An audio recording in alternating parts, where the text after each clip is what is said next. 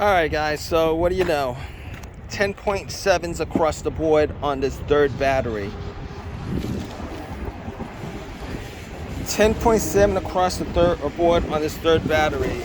Originally there was a couple of 10.6, a couple of 10.8s, but I went through it a couple of times. I just took this off, so I just took this off. I took this off, measured it. It was like a couple of 10.8s, a couple of 10.6, most of it 10.7. Then I remeasured it again just to make sure, and it came across 10.7, 10.7, 10.7, 10.7, a couple of 10.6s, and then measured a third time. It's all 10.7.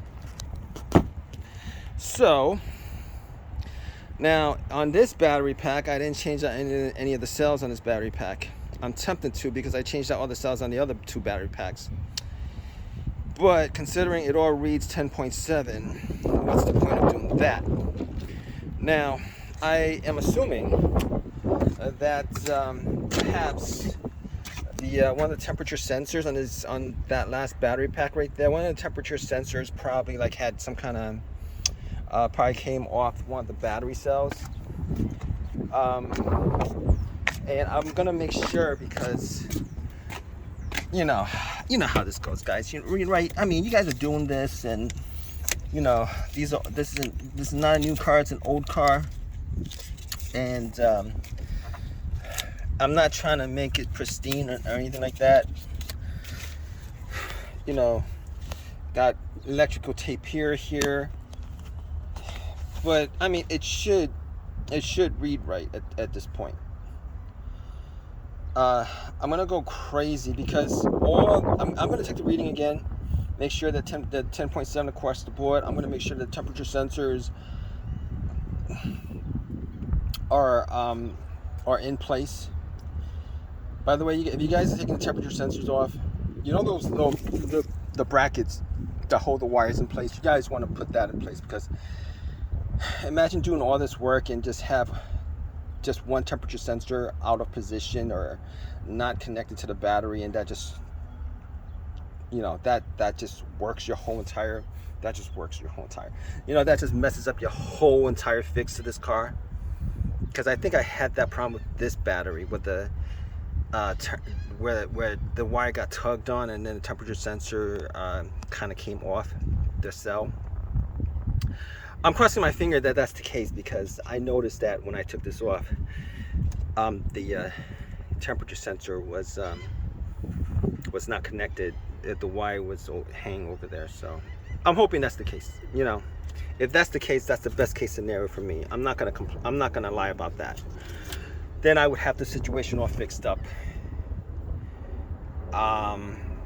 And if that's not the case, I don't know where else to go. I mean, all the cells are 10.7 all across. All the fans are working. I don't think it's the relay issues at all. The other thing is, maybe it takes a while for the system to rebalance itself.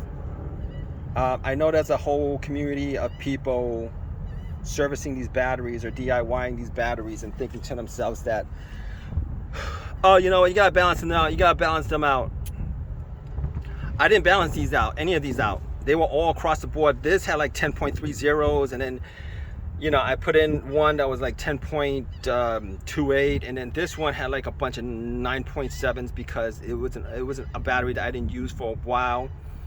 I had to swap out the cell, and then it all, this is a day after driving like 50 miles. I had the check hybrid light came on twice, but it was a good 30 miles before they, about 25, 30 miles before they came on. So I'm guessing maybe the battery temperature sensor didn't sense the battery temperature, and that was the problem, because they're all reading 10.7 at this point. I mean, they're all balanced it balanced by itself. The car balanced the cells, guys. So don't tell me anything about, oh, you didn't balance this right, you didn't balance it. It's reading 10.7 all across, and I didn't do anything but put the cell in and put the battery pack back in, put the wires back on the battery packs, and that's it. So don't tell me about balancing stuff. All right, I don't need to hear people complaining about, telling me, oh, you didn't balance it right and stuff like that. There's all kinds of machines that you got out there saying that you gotta balance this. It's 10.7. How much more balanced can it be if every single cell reads 10.7? Well, somebody told me, well, you know what, it's a different way of balancing. No, there's no different way of balancing. You gotta do, when it's under charge, the balance comes off. No, don't stop lying. Stop lying, guys. Stop lying to yourselves. All right, I know there's a lot of people trying to make money off of this, all these repairs and stuff like that, but I'm not getting fooled by that. Anyway, I made sure that all the fans work. All the fans do work. Made sure that it's getting enough ventilation. It's getting enough ventilation for sure.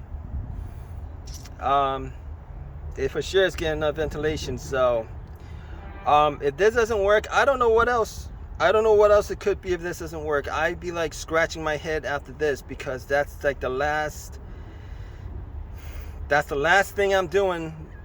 I don't know what else to do after that. I mean, I don't know what else to do after that. If everything reads 10.7, it's all balanced out and it's still giving me that light, I don't know if it will or not. Hopefully, I'm crossing my finger it doesn't, because it's been driving a hell of a while before it gives me that light. So checked out all the cables to make sure that it's all plugged in and it's screwed in and stuff like that. It's all plugged in and screwed in.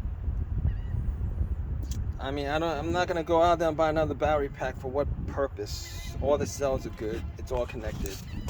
Anyway, I'm just rambling at this point because I love these hybrids, by the way.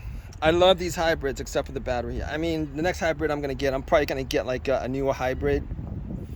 I'm probably pretty sure I'm gonna get like a newer hybrid so that I don't have to worry about the battery for a long while, because this is not something that I like dealing with as far as the battery is concerned. I can deal with it, but I'm tired of taking the seats out and taking, you know, like the first time around was really hard, like time intensive, like a lot of stuff I gotta see which bolts. And second time around it wasn't that difficult because I left a lot of the bolts off. A lot of the stuff is just extra crap. And then this third time around, I didn't bolt it in last night because I knew I was gonna have to probably like go through this again, which I did.